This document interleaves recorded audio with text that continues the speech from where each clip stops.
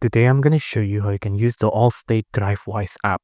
Now, just so you know, Allstate is not something that's inherently available. You will have to apply for it or enroll for it, right? But although you have to enroll for it, it is optional and it can be added at no cost, right? So this is what the website says. Now, the way you can add or enroll into the Drivewise app, first off, you will have to download Allstate Mobile from the Google Play Store, right? And you see here, you do have to download Allstate mobile app to enroll. And then after that, you will have to also get a code as well to enroll as well. But for example, here, let's go to my Allstate mobile app here. Now on the Allstate mobile app, I just have to enter in my username and or password. If you don't have a login credential, you will have to register on the website. You can't register on the app, but after that, you just have to log in into here.